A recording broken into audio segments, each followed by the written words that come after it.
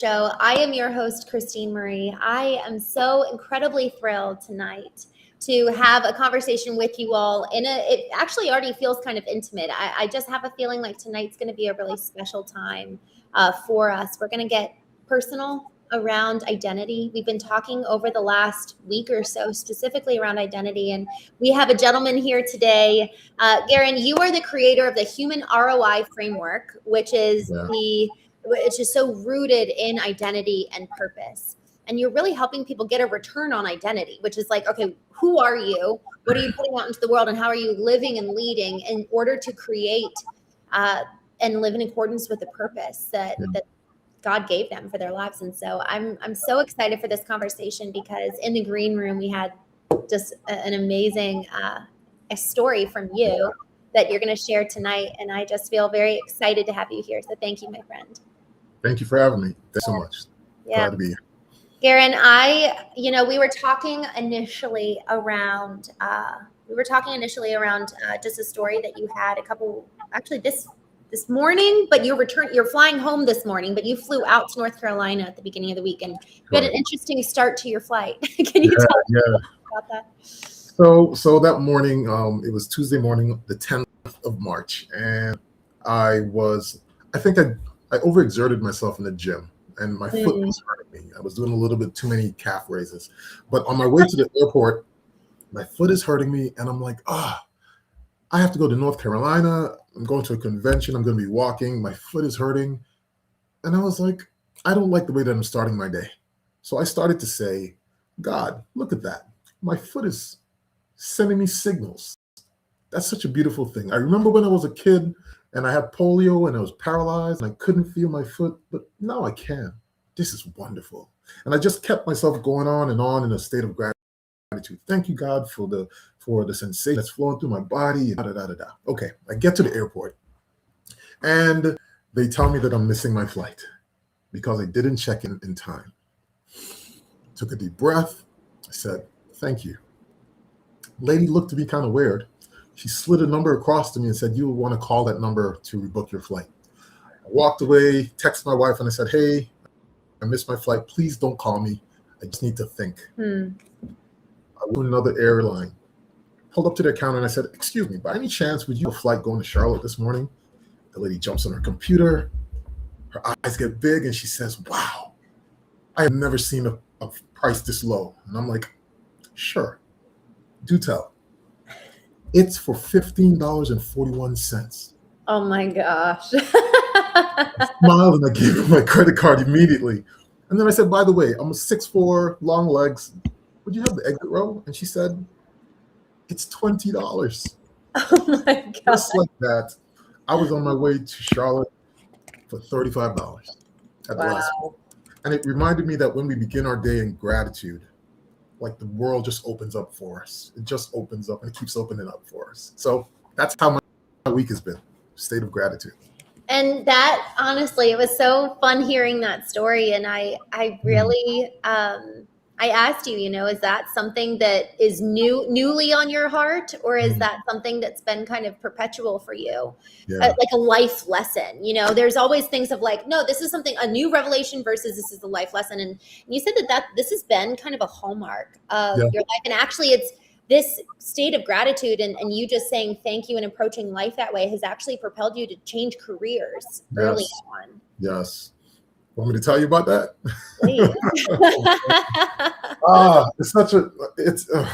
So 20 years ago, back in 2006, my wife and I'm taking her out for dinner.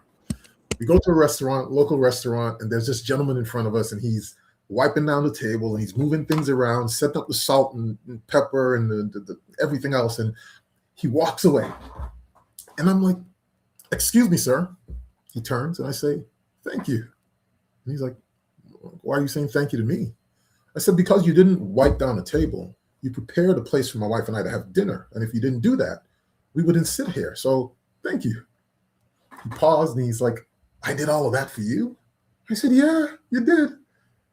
He runs and he skips to another table and he begins to wipe things down and he's looking at people and he's cleaning it up. And I'm looking at him and I get chills through my body. And I turn to my wife and I say, yo, I'm going to do that again.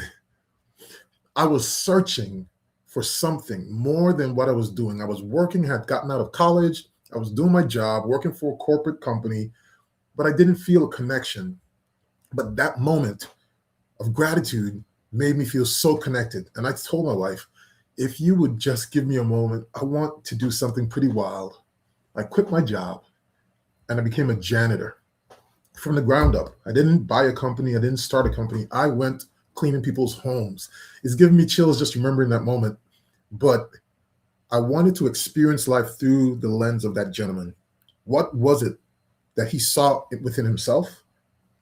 And how was the world interacting with him? And could I, a college educated guy, become a janitor and add value from a place of humility? And that was my experiment. 20 years later, still in the industry. I've built other companies, but it's been a pivotal thing to I just create thank you moments. That's my goal. Everywhere I go with any person that I meet, I want to create thank you moments. So that's been the hallmark of my identity. Wow. Thank you moments. I love that. You know, my darling, actually, he will ask most everybody their names. And it sounds like it has a similar effect on them where it's like, oh, I'm seen, you know, and I've even had people recoil at first and be like, why are you asking me that? And you're like, I'm like, I'm sorry. but it's interesting because it's so rare, and especially in a service industry, to really be inquired after in a genuine way and thanked in a genuine way. And Gerren, I can only imagine the impact you've made, but I'd love to hear, you know, before we kind of get to the identity piece, because we were talking earlier about how gratitude and identity are really, really linked. I'd love to hear how you were transformed in the process of learning gratitude. Yeah, I mean, my body is like I'm getting these spasms because like I've gone back to that story, to that moment. Wow. And it feels powerful for me 20 years later. Wow. I think it's the whole idea, just like you said, of being seen. You know, growing up, sometimes, you know, you've heard that statement, kids should be seen and not heard, right? Yeah. Sometimes when you're not heard, you don't feel seen. You might see me, but do you see me? And if you have the ability to pour into someone, see the potential that they don't see within themselves, they might be just doing an act, but it's so powerful. I have lived throughout my career just coaching people up and watching them, and I feel so fulfilled by that. So whether it was through my company, just through innocent conversations, because sometimes we just don't see how powerful we are. Right. And we were made in the image of God, and God is so powerful, which means we are so powerful. So if I can just help someone to witness themselves from the stands, it's like everything changes. You're killing me. I'm feeling it. I'm really struggling here, and I typically don't have this kind of problem, but you know, I'd love to lean into that, Gerren, if you're up for it. I mean, what's coming up for you? Let's do it. Let's do it. Yeah, let's go. What emotions are you sensing right now? You know, sometimes you go through a period where you feel undeserving. And when you get to witness how God is working in your life, it is powerful. You know, this morning I was in a conversation. I was supporting one of my friends. He was speaking on a panel. No, actually, he was leading a course. And as I looked around the room and I saw the people, I was watching the people as he was speaking, because I love to see people. I like to see the stories. I'm looking at them and I'm seeing how people are responding. And I pray to God and I say, hey, oh God, who am I supposed to meet here? Right? As people are leaving, I'm talking to one of my friends. I see a couple passing by and I said, hey, excuse me, why did you choose this session to come to? And the wife said, oh my God, my husband, he's struggling with his identity. He's struggling with how he's feeling about himself, and it's affecting our business. Wow. Okay, God. Okay. All right.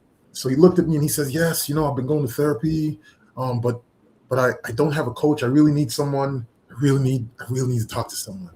And I stepped aside.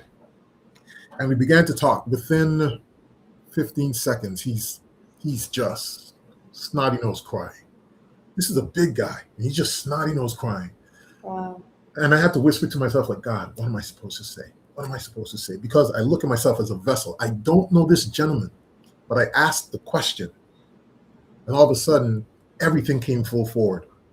He needed that moment. He's like, can I talk to you? Maybe I came here and I needed to see you. Wow, Gerren. When you recognize, I mean, people can look at that and say, ego. Yeah, of course. I'm the coach. I'm the expert. Right. I recognize my flaws and I know that God is working through me. I just need to remain open. Mm. And that trip, remember, I missed my flight. I probably shouldn't have been there. Secondly, I went there literally to serve. I had no agenda.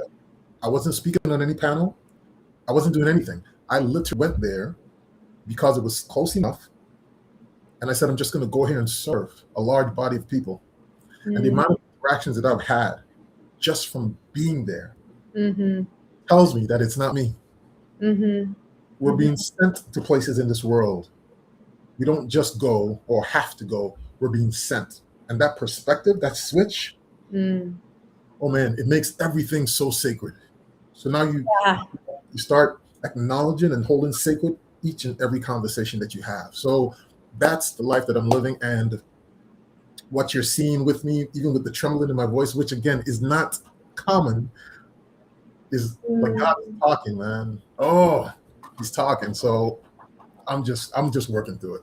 You know what? Gerren, each one of these shows is so different. For those of you who are regulars, they know that it's always different every time. And I just had this sense right when I started praying so I pray before every show, and I started praying and I got two senses. One was that there's a lot of folks who don't understand the love of God because of their earthly father.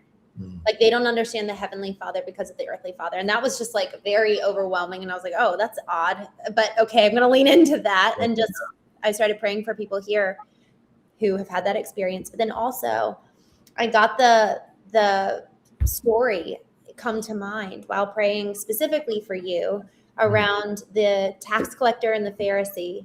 And the Pharisee is like, thank God I am not like other men, false humility. You said ego would normally say this, but then the tax collector is like, God, help me, a sinner that I am. And Jesus, looking at the two, says, God exalts the humble. Yeah. And there is something about having the humility to allow yourself to be exalted, to allow yourself to step into the light. Our identity, talk about identity. So much of our identity is the light of the world. And so I felt very strongly like God actually wanted to exalt you tonight. And I don't know if you're in a season of that, but man, it was interesting. I've never felt that for anybody while praying for them, but I just hope you can receive that. I know that there's just been so much, even the fact you were willing to take the position as a janitor to be able to understand, like, all right, let me go scrub toilets and look at the world through this lens. Yeah. Like looking in the toilet and then looking up and out. Yeah. That's a complete talk about perspective shifts. And so the humility to take on that position and the humility to step into the limelight. Sure. Both are and what would you even say? Does it take the same type of humility? Is it humility regardless? Like, how does that adjust? Yeah. Man, that's a great question. When it becomes easier when I'm not the one that's speaking. Right? So, for instance, I'll be invited to speak at conferences. Yeah. And I would wake up early in the morning and I would, if we're staying in the same hotel or the same place, I would go to that room that I'm going to be speaking in, and I would pray over the room, the empty chairs. I would speak to the empty chairs, basically preparing for whomever is going to be here, because I know people have spent hard-earned money to come here. They have challenges that they're going through, and they're hoping and wishing and praying that they can be answered here. And it's like I'm surrendering my ego to the room, to God, and just saying, what do I need to share? So when people start filling in and other speakers are going up and they're speaking, I'm paying attention, I'm fully engaged, but I'm listening and I'm paying attention to the audience, looking at how they're responding, paying attention. I'm looking for what's missing. And if I have to slightly adjust my speech for the audience, then I will. You don't have to hear what I've prepared. It's what you need. Communication is not what's said, it's what's understood. So if I'm paying attention and I'm seeing the audience and I'm understanding what it is they need, I'm going to give it to them. I've been in spaces where I've been a co-host and people are laughing. The main host is speaking and people are laughing. They're enjoying themselves and so forth. And then I get a chance to speak and I might speak for 15 seconds, 20 seconds, and the place is silent. And I'm like, am I bombing? And then in the back of the room, I would hear, amen. We're at a business conference. What are we talking about? Amen. It's landing differently for the folks. So I realize I may not be the person who's always going to get the crowd all amped up and so forth, but it's grounded contact, grounded connection. And I recognize that that's how God has been using me. So I just surrender to it. I just surrender to it. So it's amazing. It's a great experience, man. A great experience. I love it. Well, I really would love to lean into this whole concept of gratitude as effectively a channel and a pathway to just so many things, particularly to identity. And, I think even I've experienced it as a pathway to connection and relationship with others. Sure. It's a connection point. So it's a connection to us. It's a connection to God. It's a connection to others. So it really is that vehicle and access. Yeah. I would love for you to kind of, let's say, okay, I want to get to know who I am. Yes. How would I use gratitude? How would I access my soul through gratitude? Yeah. So the framework that I use is lens framework. Okay. Lens framework. When you look through this framework, you get the prescription on the other side as to what to do, how to take action. But from the beginning, when the L stands for looking deeply into a person. So you heard me talk about when I'm in a room, I'm always looking at the person. I'm looking at the audience. I'm paying attention. I'm looking for the story. Even as I look at you, it's like there's a story here. I'm curious. What's that story? What brought you to that point in your life? So I look deeply into the person and questions come. They're not always they're definitely not the typical transactional questions, the how are yous of the world. But I might ask a question that is a pattern interrupt that causes them to pause and think. And it's like, okay, so, right? And the E stands for engage authentically. I have a past, I have stories, I have anecdotes, and I would just grab one and bring it to the present to let them know, I see you, I've been there, I've experienced something similar. So there's a bond, right? People want to know that you have skin in the game. They don't want to feel as though they're being interrogated. You don't even know me. What questions are you asking me, right? But I have noticed in my life that people go deep with me quickly. And when it would happen, I would ask God, what's that? Like what just happened? They just met me. Why are they telling me all of this so quickly? Which led me to believe that I had to hold sacred these moments because people are being very vulnerable and very open. So there's something that God wants me to do in this moment. So I started praying about it so that I can show up well. But I know I also have to do some inner work. Another story for another day. But the L, look deeply. The E, engage authentically. N is nurture that person. So with the hand on the shoulder of this gentleman today, the hand on the shoulder, just to let him know, I see you. I'm here with you. You're not alone, because so many founders, so many entrepreneurs, leaders, they are in their offices late at night trying to figure things out by themselves. Ashamed to ask for help, right? But if you can just touch them in some way, in a healthy manner, of course, to let them know you're not alone, there's a connection that builds right there. And then the S stands for seeing their potential. So this gentleman today, he told me, he says, Gerren, I'm on the verge of literally just shutting it down, because the way that I'm showing up in my position, it's affecting the team, it's affecting my marriage, and I don't see a way out. I can't keep living this way. So when I brought him right next to me and I spoke to him, and I looked off. We looked off into the corner of the room, and I said, do you see yourself walking into your office as a changed individual? Gerren, I can't see it. It can't happen. Do you see yourself? Like, what would it take? Right? And all of a sudden, I was able to get him to a point where he started seeing himself in a new light. Mm-hmm. I had to capture, like arrest him when he started to say, but. Yeah. To sabotage it. I said, no, stay there. What else do you see? And as he began to just create a future for himself, I hit record so they hear his voice saying it. Then I played it back for him, like, hey, this is you.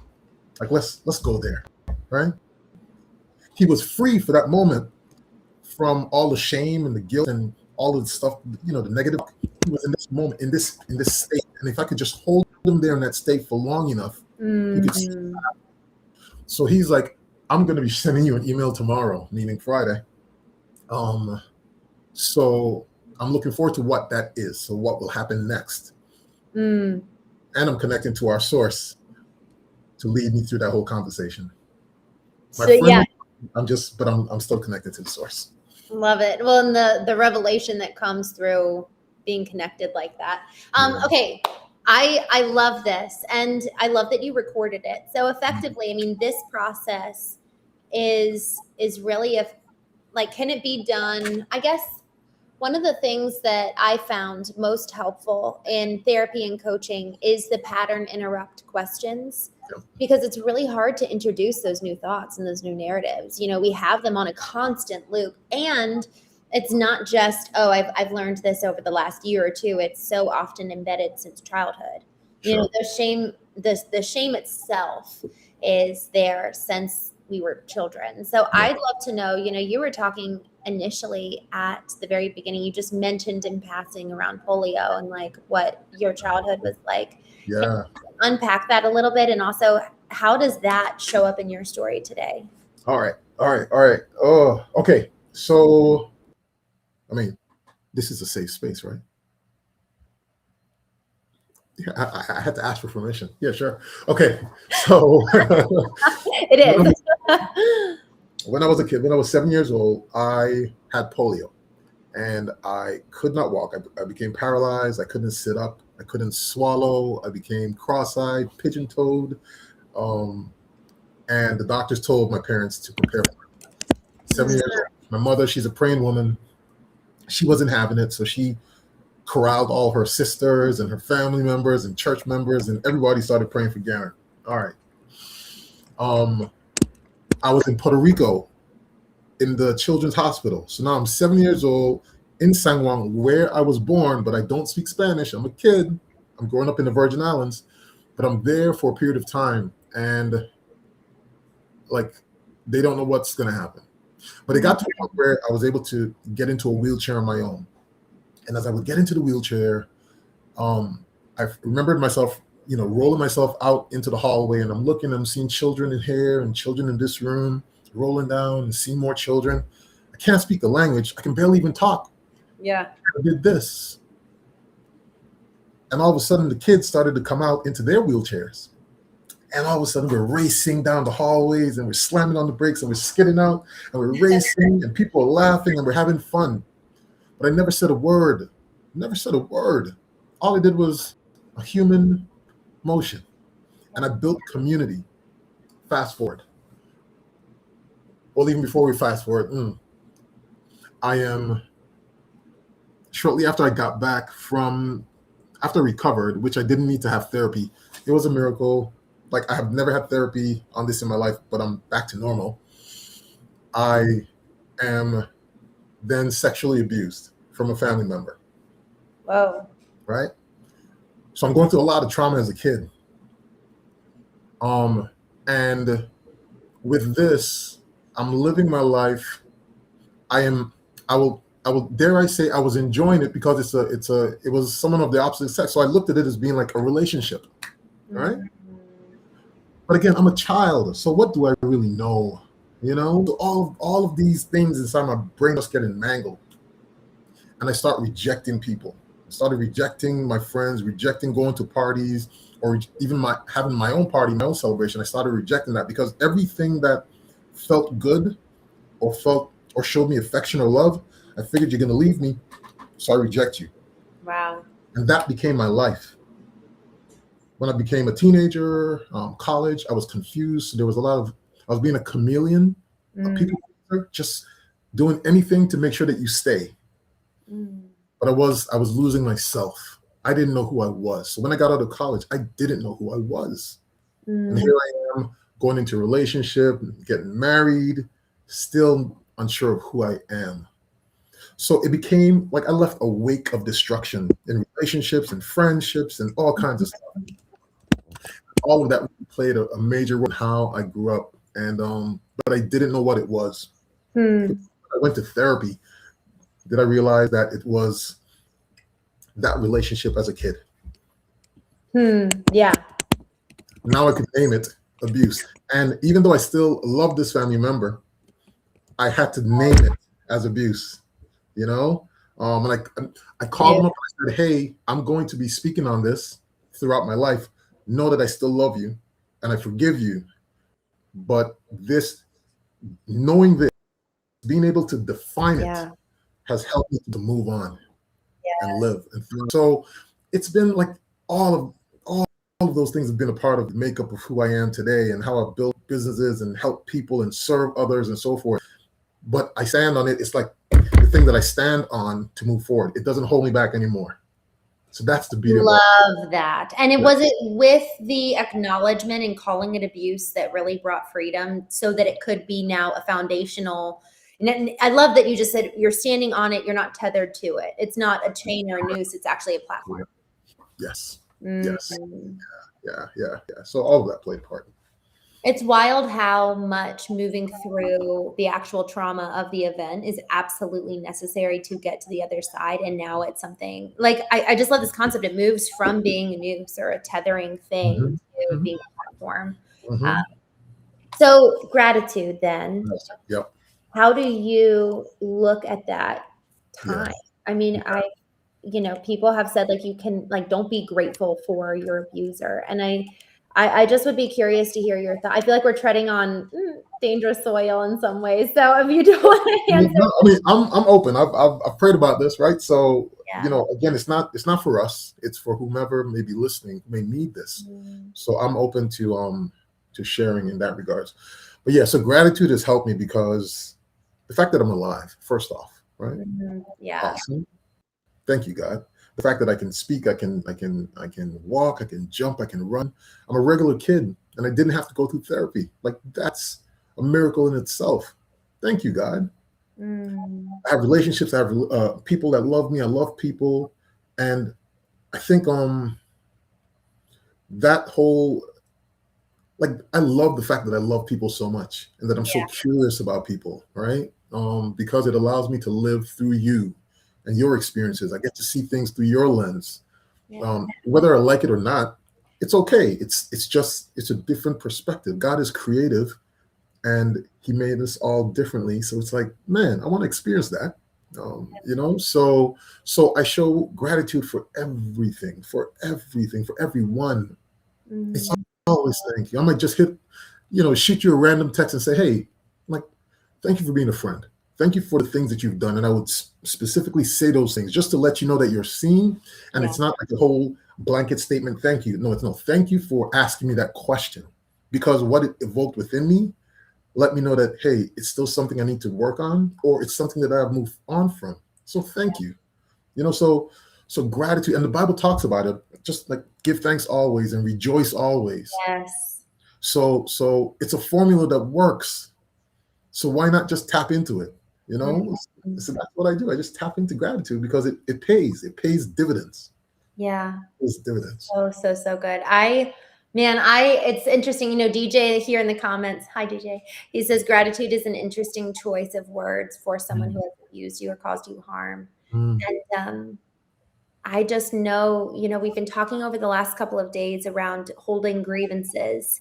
And I think that as you're sharing, I just think that the biggest shift needs to actually come through in the forgiveness piece, then is it gratitude comes on the heels of forgiveness, and then it shifts from being a chain to being a platform and part of our story, you know. I mean, y'all, I have seen, yesterday I was on a call doing some one-on-ones with folks, and you know, somebody very specifically had something really tragic happen in her past, and I just wanted to check in with her and like, by the way, is there any aspect of what you experience that actually should be something that you do to help others from your own experience? Because so often our experience has something to do in some way to our purpose, in some way, right? It doesn't have to be the thing, but talk about alchemy, talk about redemption.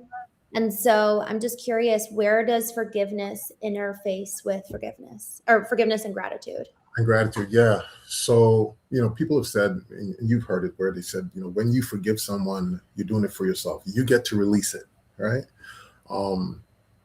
But I think a lot of times people hold on to that thing because that is what fuels them.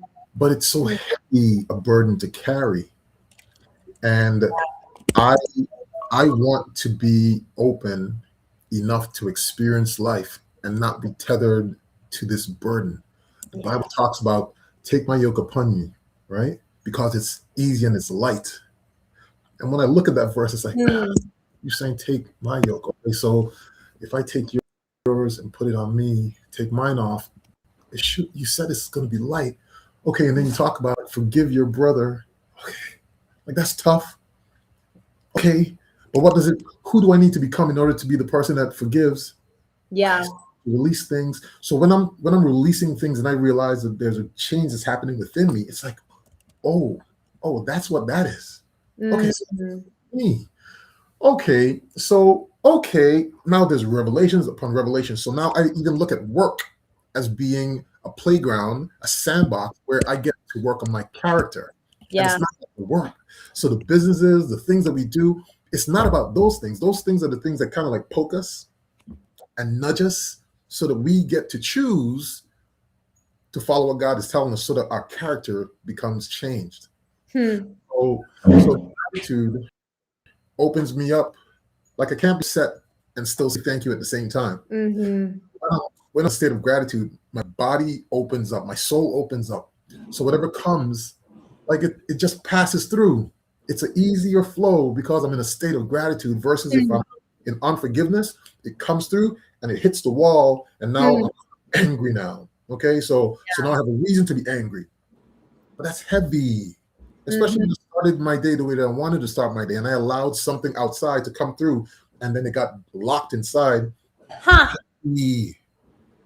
I don't want that anymore. Yeah. So open so it can pass through. I get to feel it.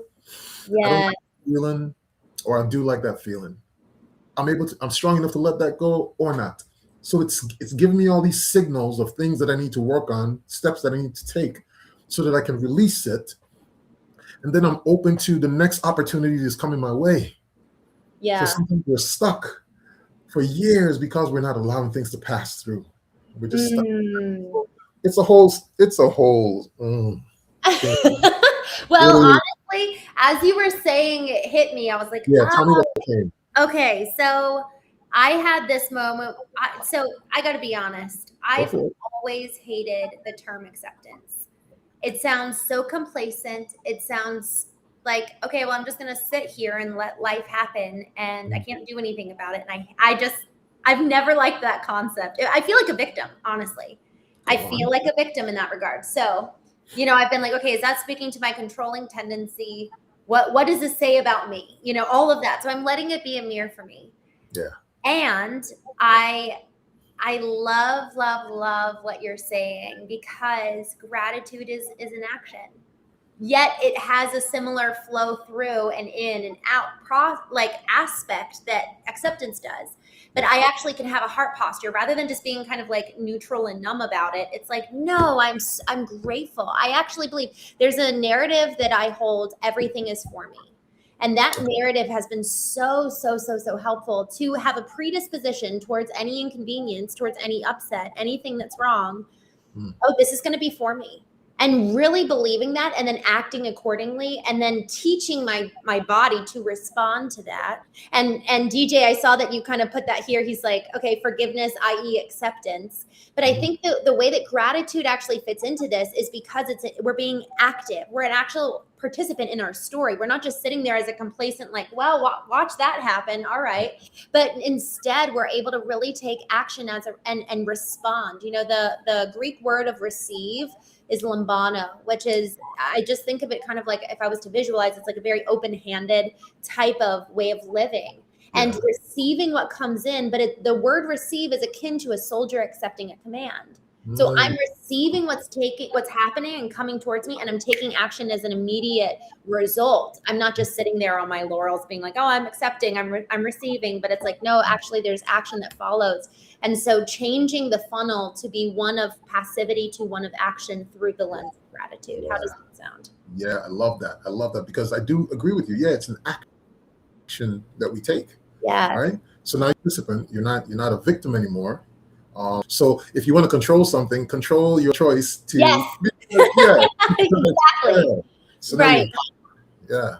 Exactly. You cannot control the stimulus, but the choice is before the response. Absolutely. And I absolutely love that. And Viktor Frankl, man, if Viktor Frankl in a German concentration camp can say that between stimulus and response is choice, and each one of us has a choice. We are never a victim in our life. And I think that that's why acceptance, I've just never loved that concept, because it has felt very passive, you know, and I think we could all use a higher dose of action in our lives, and being aggressive with experiencing life to the fullest and living to the fullness. And to your point about identity, I'd like to just kind of move to that quickly, if you don't mind. You know, being really, I kind of like the word aggressive right now. And I'm sure that there's another one that I'll come up with later, but aggressive about reminding ourselves of what's true. No, this is what's true, even though everything around us may be threatening it. Tell us with identity, you know, how do you allow for gratitude to be the pathway to kind of get to the core? You're talking about being open. Gratitude opens us up to receive. Yeah. And how does gratitude work in concert with identity? So when I think of identity, first off, right off the bat, I think of, and hopefully many of us and many of your audience members, they experienced love at childbirth. Okay. So I have two young daughters, 13 and 11. When they came out, we picked them up and we looked at them, and it was like, I love you. You're perfect. You're everything. And all they did was pooped and drank milk. They did nothing else. Okay. But we considered them perfect. And all of a sudden life starts to happen. And then they started to think differently of themselves. I don't like the way that I look in the mirror. I don't like my hair. Well, who told you that? You're yeah. So life chips away at who they were, are, right, who God says they are. But it was life and the way that they defined life and the things that happened to them through life. They defined it a certain way. And it's like, the further and further away you go from childbirth, or from being a baby, life has an opportunity to just break you down. Yeah. In my mind, it's like, how can we get you back to believing that you are perfect in the sight of God? God says it, right? We're made in his image, so we're perfect in the sight of God. Yes, we are born sinners. I get it. But man, there's a beauty that comes when you are innocent and you don't take on what the world puts on you. It just washes off like water. And my goal is to help people get back to that state of being, the state of thinking of themselves, of believing what it is God has said about them and who they are in his eyes. Because it's through that God can work some really cool things. He can do some things if you just open up and allow him to accept. And I know you know that's a trigger word for you, right? But if we can just be in that state where we accept what it is he says about us and believe what it is he says about us, now we can take off on the assignment that we were given at birth. And I truly believe in an assignment. In the same way that we all have different fingerprints, out of all of the people in the world, we all have different fingerprints, which is wild to me. That means we were created to do a thing. Mm. So Yeah. how quickly can we get to doing the thing that we were created to do, not the thing that we believe we ought to do because the world said it, the thing that we were created to do. Sometimes we suppress it. Every assessment test that I took as a kid, my mother was an educator. It told me that I'm a teacher, a coach, a psychologist, a therapist. And I hated that because my definition of a teacher and coach was what my mother was doing, and she taught one class. She either taught science or she taught math or something. Or it was one class, and I would help her grade papers. And I hated this one class thing. I didn't want to be locked in a box in a room. I rejected that for years. But it was only when I started believing what God said about me did I start realizing teaching and coaching, like brother, you can learn and share. Learn and share. Yeah. So I find it in my world, in my mind. I learn and I share. Teaching, that's coaching. But it resonated differently with a different set of terms and definitions. So even for that revelation, I say thank you. There's gratitude. I was designed at birth for a specific assignment. Go live out your assignment, Gerren. I have opportunities for you. So I can just step into the world, just like I went to Charlotte. I just stepped into the space with my assignment ahead of me, and I served, and it was light, and I had fun, and I met people that I never met before, and partnerships are being formed just by me being there as a free agent on my assignment. That's it. That's it. So, yeah. So I help people who are in business get back to their assignment so that they don't feel the weight of it all. And then there's purpose. There's not that hole in their stomach where they feel so empty, even though they're successful, but they're like, but I'm so disconnected. Like, why don't I feel happier now that I have all this money and all these things, and I still feel empty? Like, what the heck is that? You were running some other playbook. That probably was yours. Yeah. But you were good at it, though. So that's what I help people do. Gerren, I'm just so grateful for the work that you've done and the work that you are doing. I mean, helping people return to their assignments. I've shared this multiple times on the show, but I believe deep in my soul, like you do, that every single one of us has a divine reason for being here, and even divine revelation. To your point about teaching, every single one of us has something to offer and something so much more to receive. So I'm so grateful for you, my friend, and for you being here tonight. Thank you so much for joining. Absolutely. Wonderful. Well, thank you all so much for hopping on tonight to join us. We will be live again tomorrow morning, 9 a.m. sharp. And until then, I hope you have a wonderful evening and talk